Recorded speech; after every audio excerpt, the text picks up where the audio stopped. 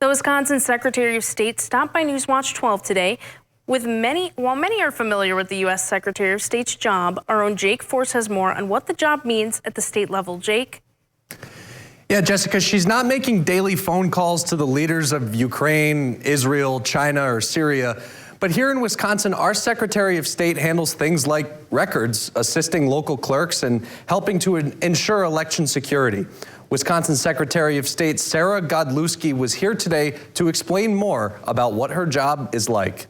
We are responsible for archives and history and making sure that we are collecting, whether that's records from the governor, the legislature, or local records. Wisconsin Secretary of State Sarah Godlewski wears many hats, one of which is helping local clerks keep records and administer ordinances. But she says that for the system to remain functional, local clerks throughout Wisconsin need help. They're understaffed and under-resourced. And so we've been working on whether it's technology tools to be helping our local clerks, to creating a partnership with young people, because we are seeing young people not come into public service. We need them in public service. They're the next generation. Another duty for Godlewski and the State Department is to ensure election security throughout Wisconsin. Like in 2020, for example, when a fake elector admitted to her office that they turned in falsified election documents. And so we called on Robert Spindell, who serves on the Election Commission, to resign, because we believe that the person who is administering elections should not have been putting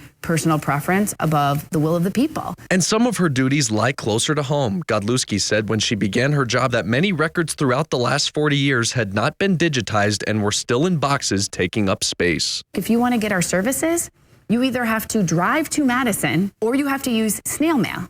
And that's not the 21st century.